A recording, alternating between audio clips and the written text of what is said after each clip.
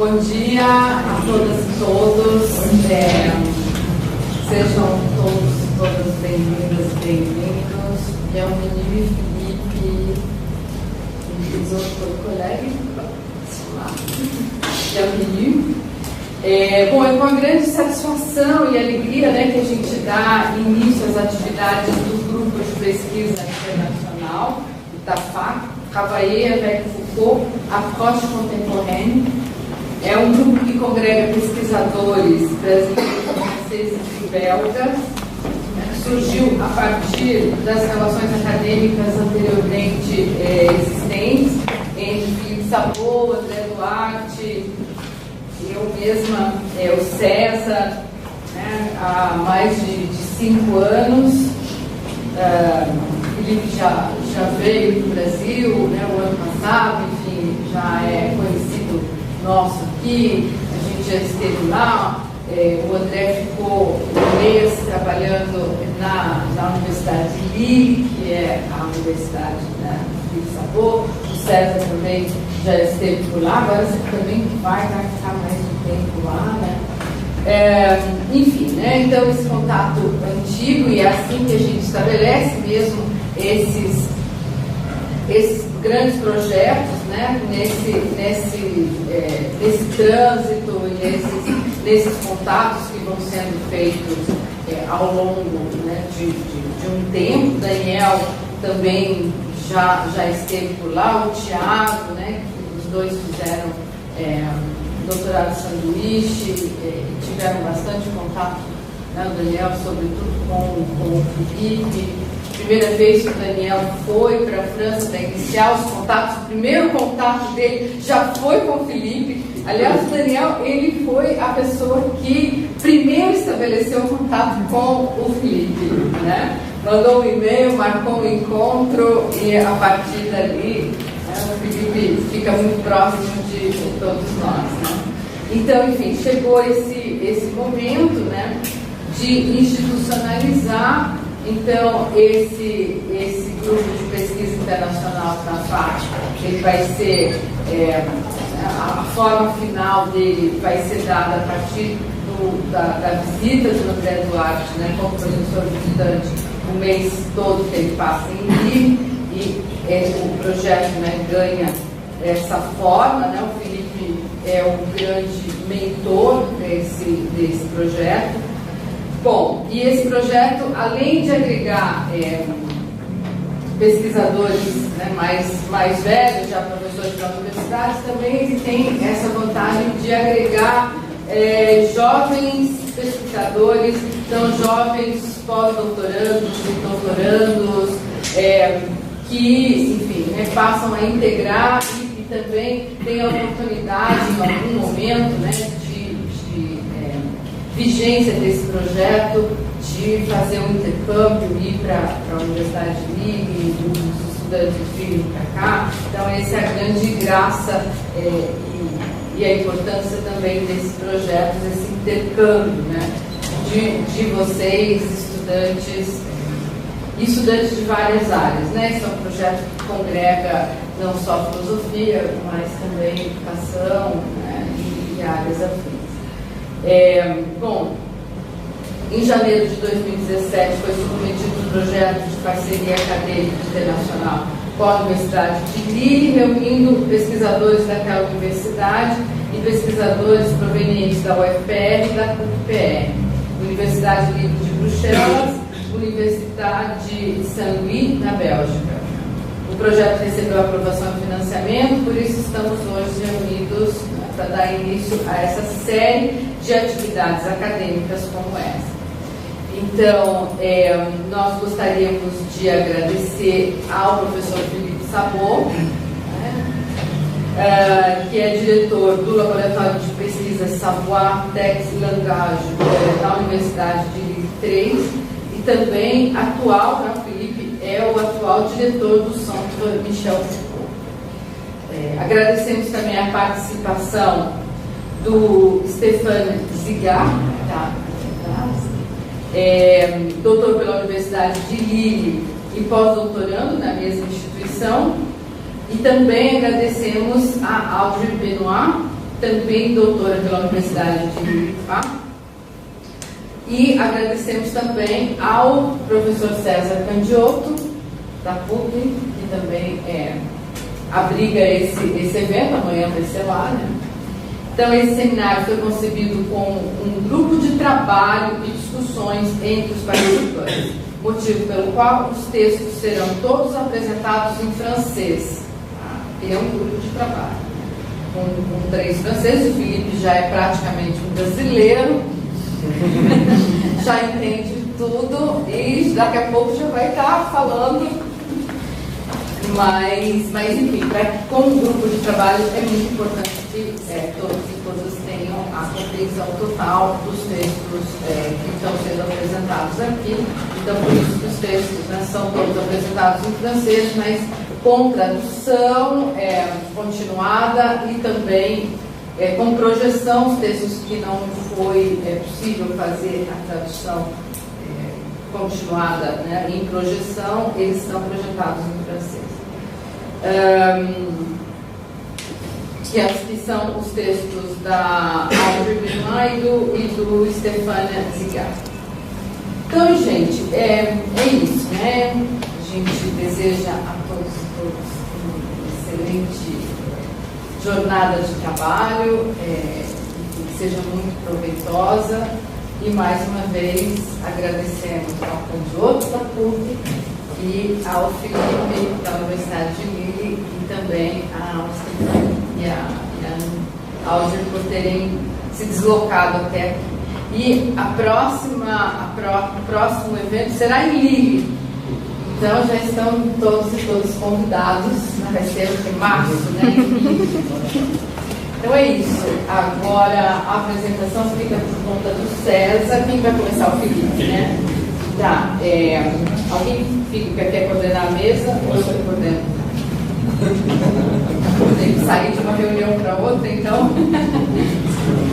Então, eu passo a palavra imediatamente para o Felipe. Obrigado. Obrigado pela tradução. Alors, l'objectif de mon propos n'est pas de proposer une étude du cours qui porte le titre Subjectivité et vérité. Il est plutôt de parcourir quelques-unes des propositions de Foucault qui concernent l'articulation entre subjectivité et vérité, telles que ces propositions se sont élaborées entre la fin des années 70 et le début des années 80. Plus précisément, il s'agira dans mon propos d'abord de souligner un certain écart qui sépare les 2 essais sur le sujet et le pouvoir, publiés en 1982, et les réflexions relatives au gouvernement de soi et des autres qui ont lieu, qui trouvent leur place dans les cours prononcés au moment même de cette publication dans les années 80. Il s'agira d'autre part de voir émerger dans cet écart même les conditions d'une recherche qui s'articule autour d'un questionnement sur le pouvoir de la vérité. Pour dire les choses de manière un petit peu anticipée, ce questionnement a une triple dimension. Tout d'abord, on peut se demander quel est le pouvoir de la vérité. À quelle forme de pouvoir renvoie l'obligation de faire la vérité et de dire le vrai sur soi-même, ou encore de manifester la vérité dans et par sa propre vie. Ensuite, on peut se demander si ce pouvoir de la vérité est nécessairement ce qui oblige et ce qui constitue le sujet dans le mouvement même de cette obligation, sur le mode donc d'une soumission du sujet à la vérité, ou bien, dans la mesure où ce pouvoir s'exerce dans la dimension d'une relation à soi et aux autres, si un tel pouvoir ne s'exerce pas sur fond d'une résistance possible dont la parésia, qui est au cœur des derniers travaux de Foucault, peut offrir jusqu'à un certain point la ressource critique.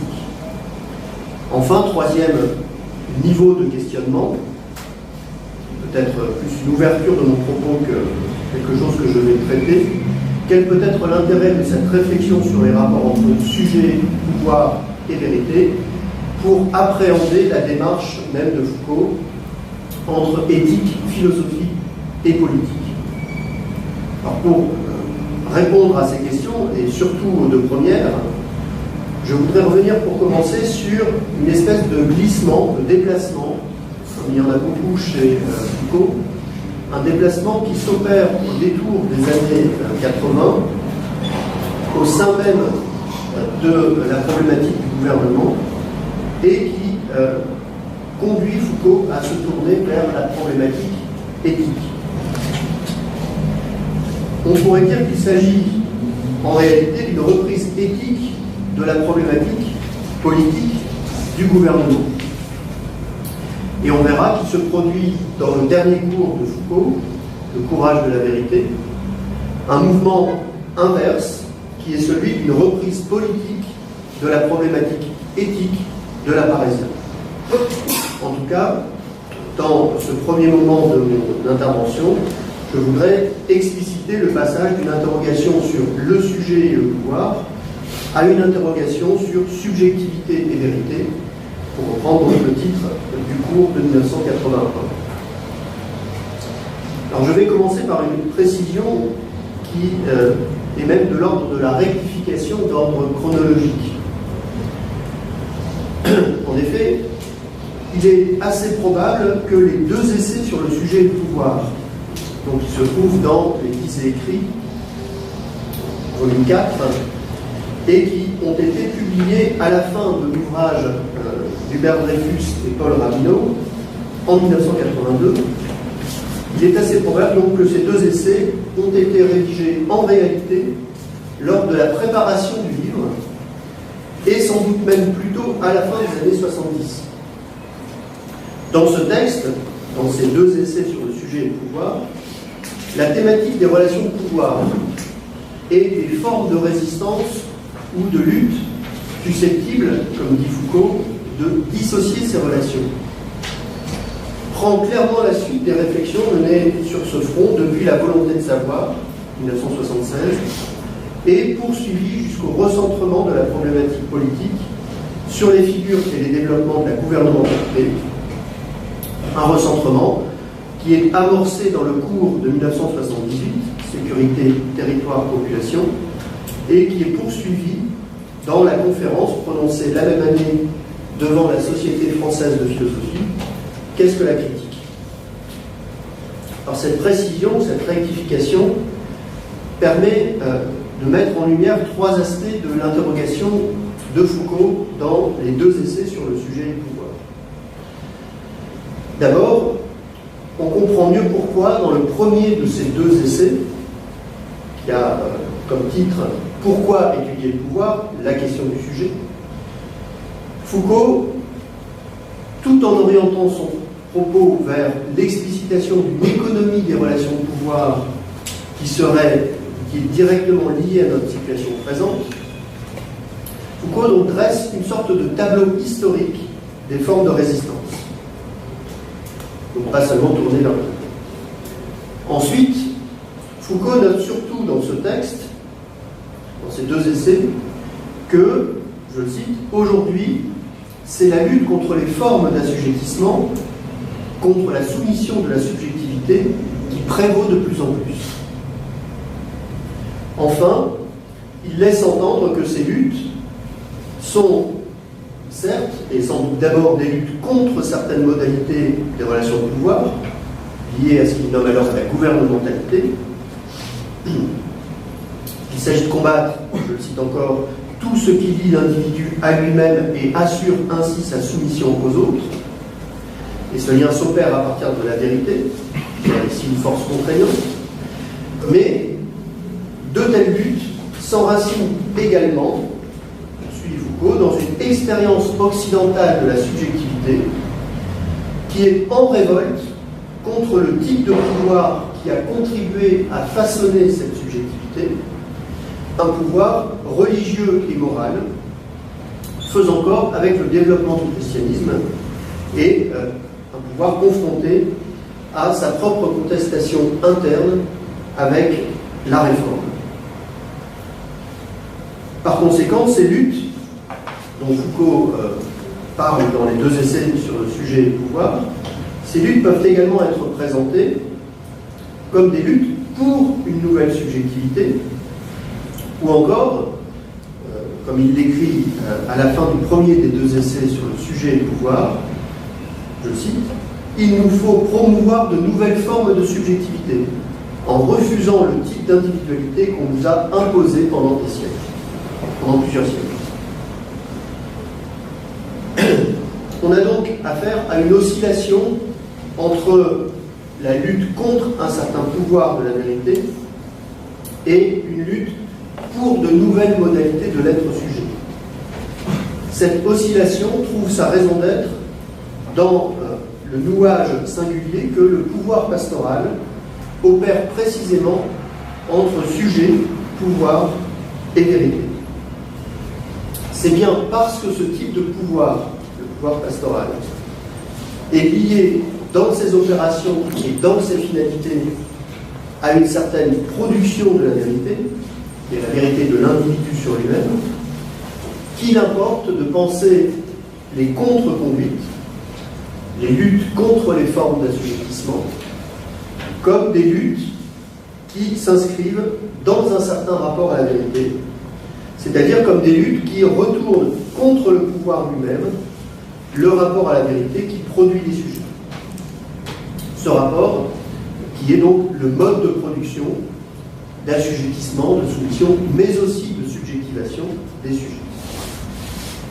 On comprend alors que ce thème, relayé dans la conférence de mai 1978 sur la critique, constitue l'un des opérateurs majeurs du recouvrement des questions politiques des années 70 par des enjeux éthiques au début des années 80.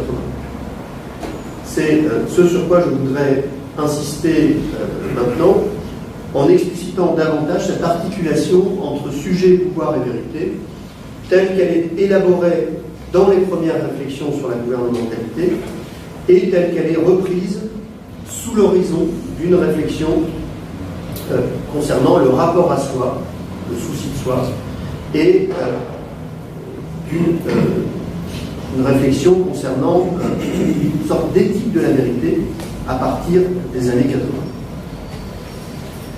Dans la conférence de 1978, qu'est-ce que la critique? Tout comme dans les 2 essais sur le sujet et le pouvoir, qui sont donc contemporains, il apparaît que l'histoire de la gouvernementalité, d'une part, et l'histoire de l'attitude critique, d'autre part, se recouvrent partiellement. Et il s'agit même pour Foucault d'inscrire son analyse nouvelle de la gouvernementalité sous l'horizon d'une refonte, voire d'une réorientation politique du projet critique. Pour le comprendre, il faut rappeler quelques traits caractéristiques de cette gouvernementalité pastorale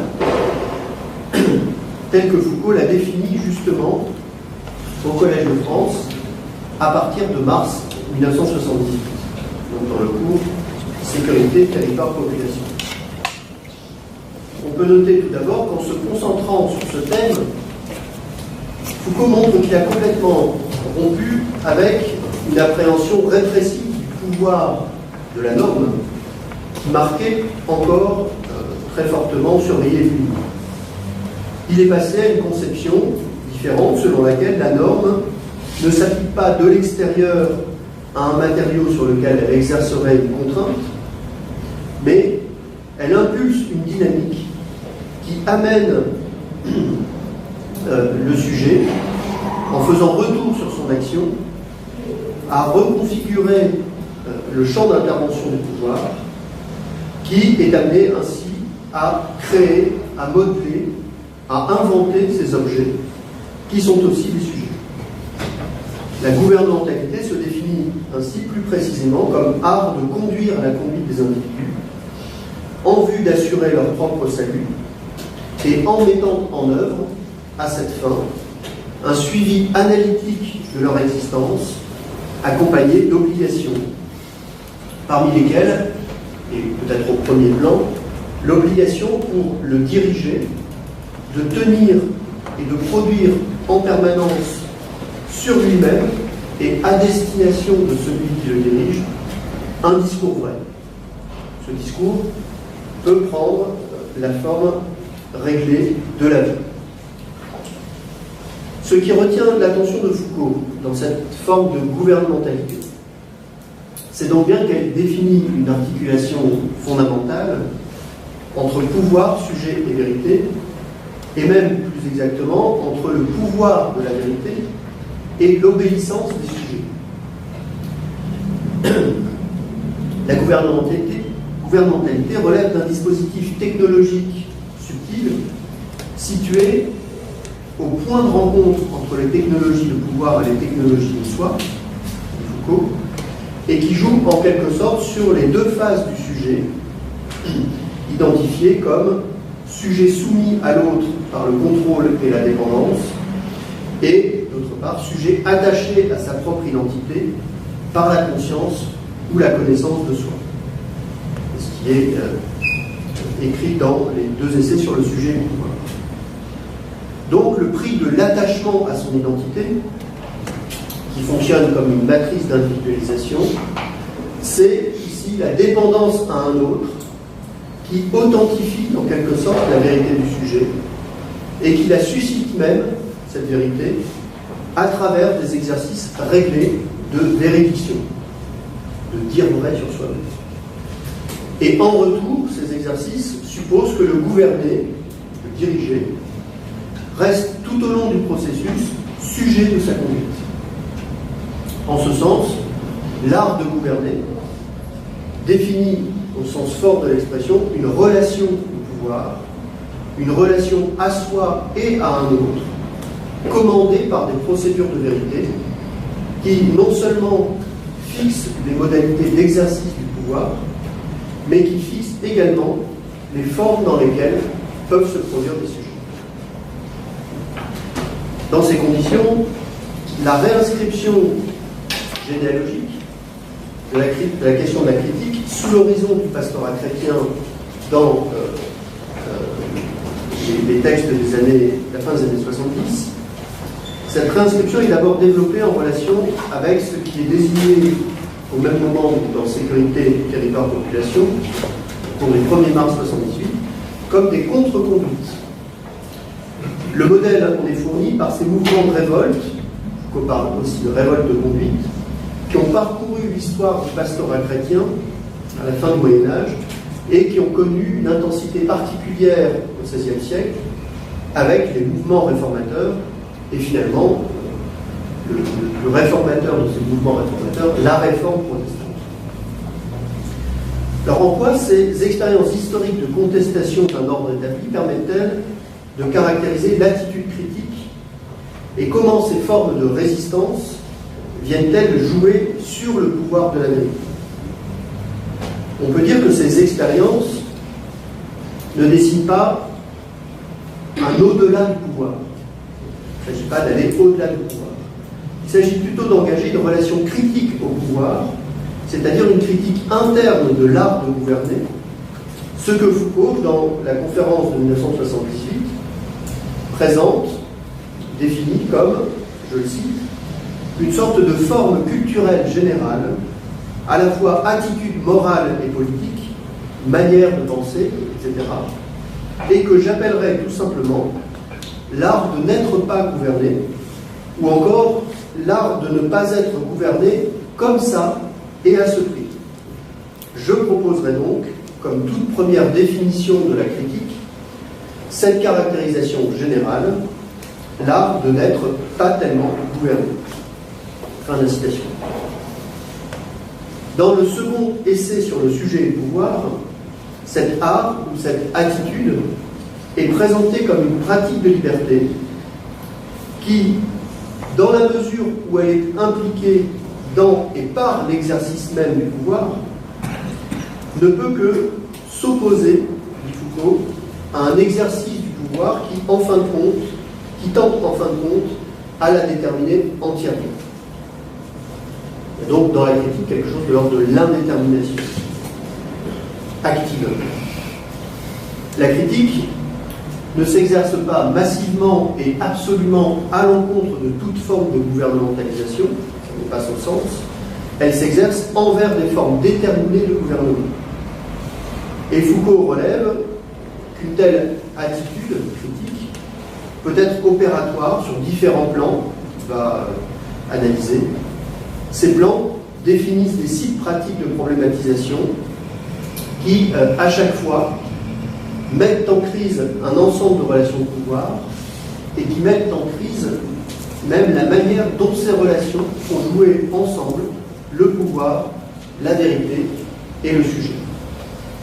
Et c'est bien, au fond, ce nœud de relations qui constitue finalement, pour Foucault, ce qu'il nomme le foyer de la critique. Je cite ce passage un peu long de « Qu'est-ce que la critique ?» Le foyer de la critique, c'est essentiellement le faisceau de rapports qui noue l'un à l'autre, ou l'un aux deux autres, le pouvoir, la vérité et le sujet.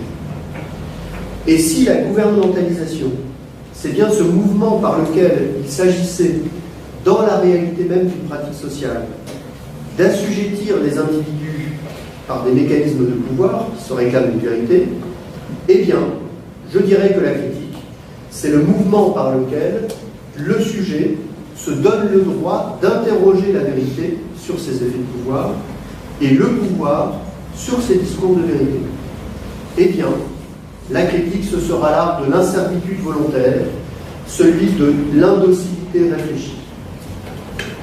La critique aurait essentiellement pour fonction le désassujettissement dans le jeu de ce qu'on pourrait appeler, d'un mot, la politique de la vérité.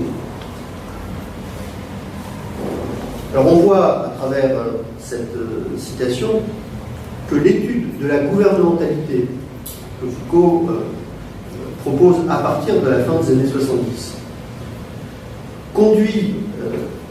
le conduit à mettre au cœur de cette préoccupation non pas tant la question du pouvoir en tant que tel, c'est-à-dire la question de sa nature ou de sa fonction, mais la question de la subjectivité, dès lors qu'il s'agit de mesurer en quelque sorte les pouvoirs et les obligations du sujet au pouvoir de la vérité, à la force du vrai, et à la vérité du pouvoir, c'est-à-dire aux obligations de vérité, la manière dont la vérité oblige.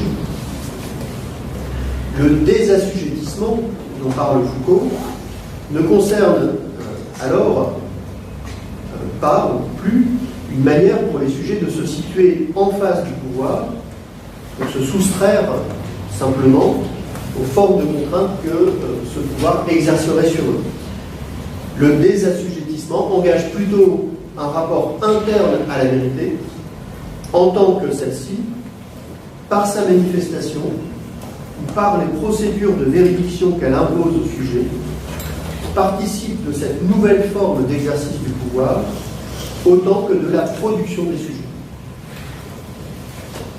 Cette orientation générale du propos de Foucault, qui présente lui-même comme un recentrement sur les liens entre pouvoir et vérité, avec le thème de la politique de la vérité, fait donc émerger la subjectivité, et plus exactement le soi, comme nouveau foyer de réflexion, en vue de rendre compte des conditions de l'exercice même du pouvoir dans notre civilisation, et pour rendre compte également des formes de subjectivation qui accompagnent cet exercice du pouvoir. Ce qui se dessine alors, c'est une transition de la politique à l'éthique, ou plutôt ce que j'appelais au début de mon intervention, un recouvrement de la politique par l'éthique dans le prolongement de l'attitude critique. En effet, les modes de subjectivation vers lesquels Foucault se tourne au début des années 80 concernent de manière centrale la manière dont des sujets se rapportent à eux-mêmes, à leur vie, et inscrivent ce rapport, cette relation à soi, dans le registre de l'action, d'action possible, en vue de se transformer eux-mêmes ou de se faire les agents d'une auto-transformation. Or, il il est clair que cette perspective de transformation, d'auto-transformation, prend à nouveau appui sur une référence décisive à la vérité, au jeu de vérité dans lesquels se noue la relation du sujet au pouvoir.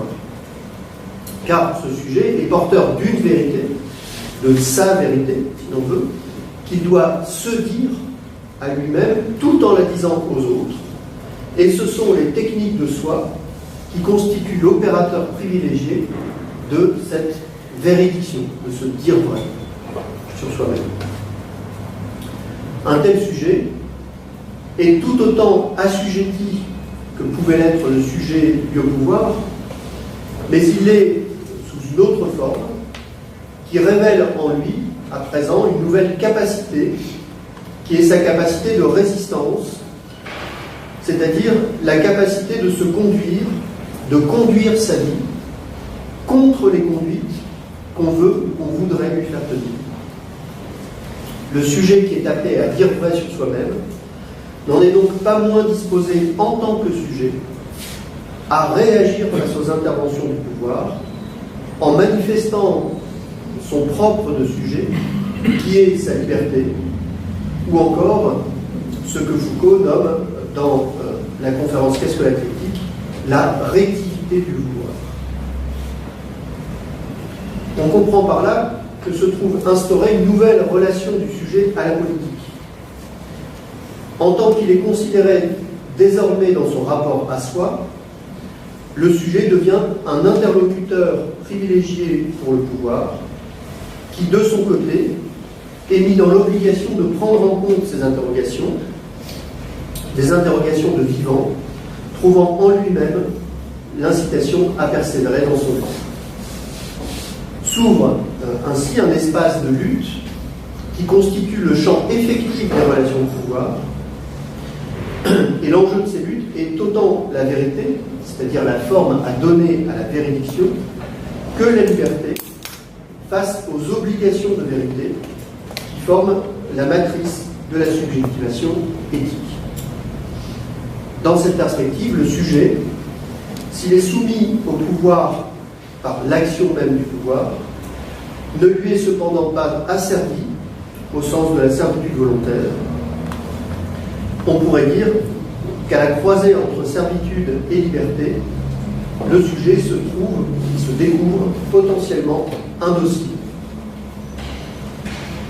Au cours de ses dernières recherches, celles qu'il a menées en tout cas à la fin de sa vie, Foucault a été amené à concevoir comment ce sujet, écartelé entre servitude et liberté, en lutte avec lui-même et en compétition avec autrui, est amené à faire une expérience originale du pouvoir, une expérience à travers laquelle ce pouvoir agit non pas tant sur lui, depuis une sorte d'extériorité, mais directement en lui, puisque c'est au niveau le plus personnel de son existence qu'intervient l'instance du politique qui traverse le sujet de part en part. Le problème auquel le sujet est alors confronté, c'est celui de configurer une manière ou un art de vivre, un ethos, qui lui permette de gérer, de rendre acceptable, au fond, cette intervention du pouvoir jusque dans les dimensions les plus intimes de lui-même. C'est pour rendre compte de ce type d'expérience éthique du sujet que Foucault en est venu à l'examen de certains discours dans lesquels cette expérience avait pu se mettre en place, dans lesquels elle avait pris forme. C'est chez les Grecs et les Romains de l'Antiquité que Foucault a pu trouver des témoignages indiquant donc les conditions dans lesquelles a pu émerger la problématisation éthique du sujet. Donc vous voyez que l'importance est directement liée au présent même dans lequel travaille Foucault. Ce n'est pas une préoccupation pour l'Antiquité en tant que telle. Alors je ne vais pas entrer dans le détail de cette série de recherches sur l'Antiquité, on aurait trop de temps et ce serait un autre objet. D'autant que ces recherches impliquent, à partir des années 80, d'autres recherches sur le christianisme primitif. Je voudrais plutôt souligner ici comment la réorientation de la recherche sur la question du gouvernement, qui s'opère donc selon une orientation éthique, au lieu de délaisser la question politique, conduit à la reformuler et à lui donner peut-être aussi une nouvelle actualité, une nouvelle vigueur, une sorte de radicalité sur laquelle le travail de Foucault s'achève. Mais je précise encore ici que cet achèvement est en quelque sorte un achèvement par défaut, puisque les derniers cours au Collège de France, notamment le courage de la vérité, ne marquent que l'interruption brutale d'un itinéraire de pensée et non pas l'achèvement concerté d'un programme de travail. Nul ne sait ce que Foucault aurait fait dans le cours suivant, le cours de 85, qui donc n'aura pas eu lieu. En tout cas, ce qui caractérise en propre cette réorientation, c'est la prise en compte d'une modalité du rapport à l'autre qui ne soit envisagée ni comme un rapport de domination, de soumission, mais une relation de soi à soi, de soi aux autres, par l'intermédiaire d'un certain rapport à la vérité. On a affaire ici à une approche relationnelle et véridictionnelle de la constitution des sujets, qui est particulièrement mise en valeur dans le tout dernier cours de Foucault, Le courage de la vérité, où celui-ci reprend l'étude de ce qu'il appelle cette notion araignée, qu'est la notion de parésien. Au début de ce cours, c'est la leçon du 1er février 1984, Foucault se propose notamment d'analyser, je cite, sous quelle forme, dans son acte de dire vrai, l'individu se constitue lui-même et est constitué par les autres comme sujet tenant un discours de vérité. Et Foucault montre que cette constitution de l'individu en sujet, donc un thème constant depuis la fin des années 70, n'est pas et ne peut pas être solipsiste. C'est-à-dire que le dire vrai sur soi-même implique toujours la présence d'un autre. Un autre qui écoute, qui enjoint à parler, un autre qui parle lui-même, un autre qui est, dit Foucault, comme l'adjuvant de cette obligation de dire vrai sur soi-même. Se constituer en sujet dans une relation de vérité, cela ne peut donc se faire sans une relation à un autre, dont le statut et le rôle variables importe alors peut-être moins que son lien d'obligation inconditionnée avec la vérité, puisqu'il s'agit véritablement ici d'un devoir de vérité. Mais on peut ajouter autre chose. Cette leçon sur la parésia ne constitue pas la consécration du basculement vers une problématique morale, elle convoque une dimension que Foucault semblait avoir laissée de côté, mise entre parenthèses, mais qui déclare lui-même avoir retrouvé, comme par surprise, s'est fait surprendre lui-même. Cette dimension, qui réapparaît donc ici, c'est la dimension des relations de pouvoir. Toujours dans cette première leçon du dernier cours, le rappel de l'origine du concept de parésia fournit à Foucault, en effet, l'occasion d'une remise en perspective des différents aspects des recherches menées sur ce thème. C'est un passage encore un petit peu long que je cite.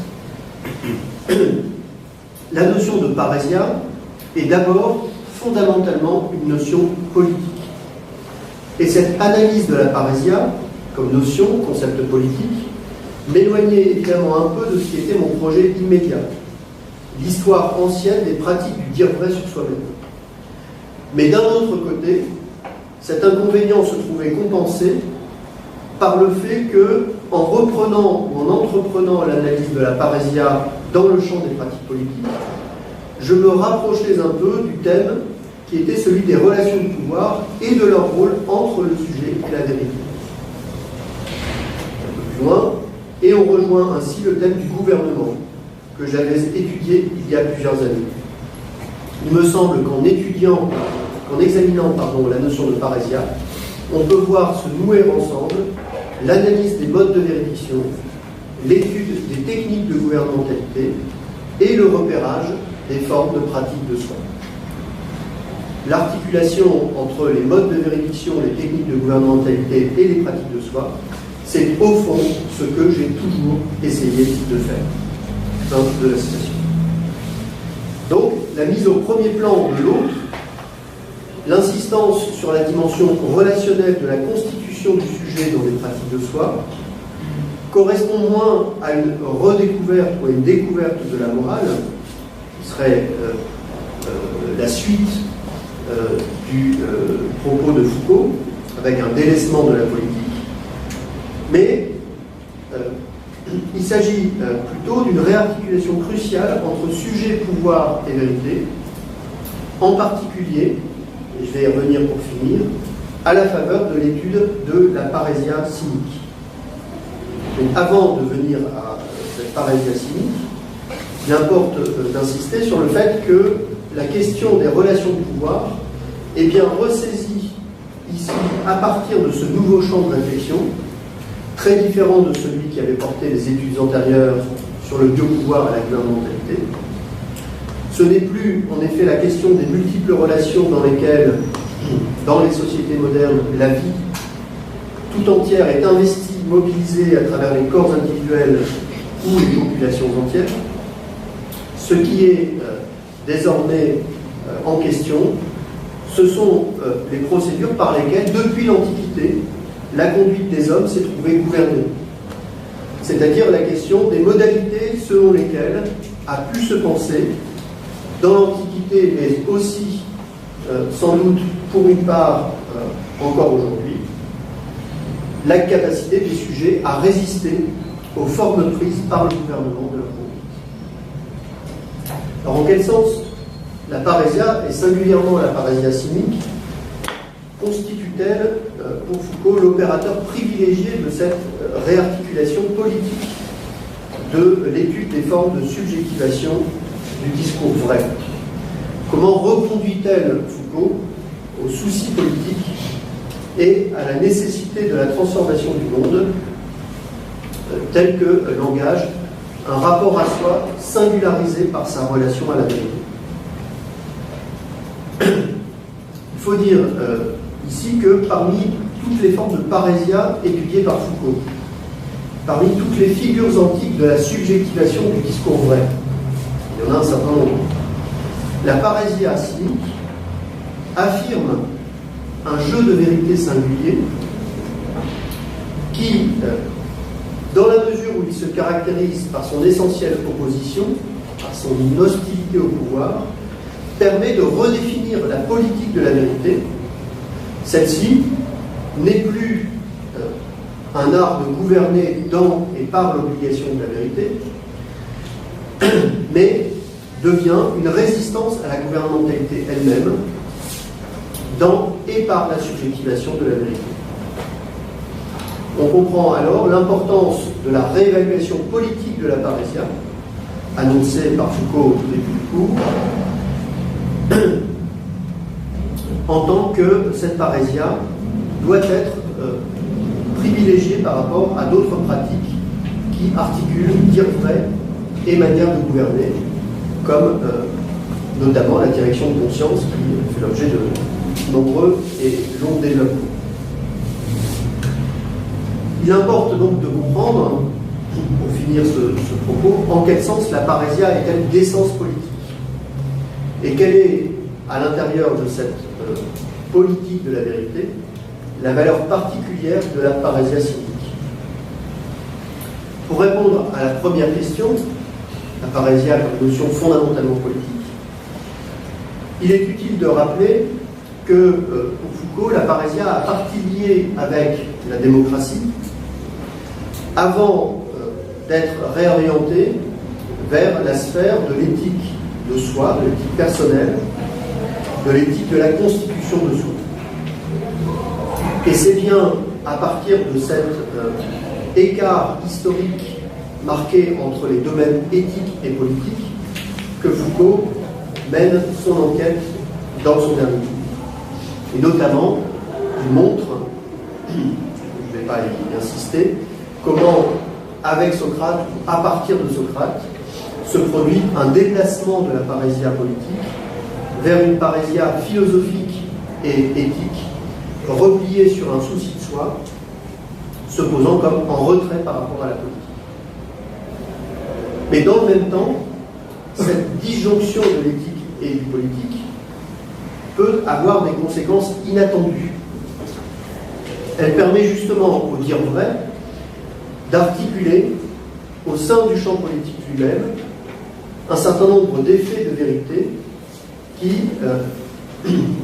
ne sont pas directement le résultat des stratégies de véridiction telles qu'elles relèvent des dispositifs de pouvoir. Il y a donc un jeu, un écart entre vérité et pouvoir, entre éthique et politique, et c'est dans ce jeu, dans cet écart, que vient se loger la pratique cynique du dire vrai, à laquelle Foucault va consacrer une partie importante de son cours de 84. Le cynique, c'est celui qui fait de la forme d'existence elle-même, de la vie au sens le plus matériel, et jusqu'à l'obscène, la présence immédiate, le mode d'apparaître critique de la vérité. En manifestant le scandale de la vérité, qui serait la vérité d'une vie autre, en manifestant, en exposant brutalement la vie elle-même, sous tous ses aspects les plus matériels. Les cyniques apparaissent comme ceux qui invitent tous les autres, on pourrait dire sans exclusive, à vivre cette vie qu'ils exhibent, à vivre dans la vérité et à vivre pour la vérité. Pour autant, les cyniques ne parlent pas pour les autres, c'est-à-dire au nom de ce qui serait des valeurs universelles, celles de la raison. Ils ont compris, si vous passez cet anachronisme, l'indignité qu'il y a de parler pour les autres, comme le dit Deleuze à propos de Foucault dans leur entretien sur les intellectuels et le pouvoir. Mais si les cyniques ne parlent pas pour les autres et à leur place, ils s'adressent bien pourtant au plus grand nombre et potentiellement à tous, en empruntant non pas la voie longue et ardue du discours, logos, mais la voie brève du geste et de l'exercice. Avec leurs performances improvisées et scandaleuses, ils bouleversent les règles, ils imposent en quelque sorte la nécessité de changer le monde, de changer deux mondes, de ne pas être gouverné ainsi, par ceci, etc. De cette manière, le thème du bios philosophicos et l'éthique du souci de soi se renverse avec les cyniques dans une vie de lutte active, une vie même qu'on pourrait qualifier d'activiste, puisque Foucault finit par la qualifier de vie militante à la fin du cours, ce qui permet, in fine, de rebrancher le cynisme sur le présent et de lui conférer une signification politique majeure, y compris pour notre époque. Donc je reprends cette citation d'une des dernières pages du Courage de la vérité. Ce serait l'idée d'une militance en quelque sorte en milieu ouvert, c'est-à-dire une militance qui s'adresse absolument à tout le monde, une militance qui n'exige pas justement une éducation, une païdéia, mais qui a recours à un certain nombre de moyens violents et drastiques, non pas tellement pour former les gens et leur apprendre, que pour les secouer et les convertir brusquement. C'est une militance qui prétend changer le monde, beaucoup plus qu'une militance qui chercherait simplement à fournir à ses adeptes les moyens de parvenir à une vie heureuse. Bref, conclut Foucault, un militantisme ouvert, universel, agressif, un militantisme dans le monde, contre le monde. y aurait beaucoup à dire sur cette citation et sur le jeu d'opposition qu'elle propose entre la voie longue de la paideia, de l'éducation, et la brutalité de la conversion, on va presque dire forcée, dès lors qu'on est secoué, qu'on est appelé à s'interroger sur le monde dans lequel on vit. Alors je retiendrai simplement, et en guise de conclusion, ces deux formules finales, militantisme dans le monde, contre le monde. J'ai envie de dire contre le monde, certes, puisqu'il y a opposition, objection au monde, mais militer également dans le monde. Et toujours dans ce monde-ci, qui est le nôtre, et au sein duquel nous devons agir et agir pour le transformer.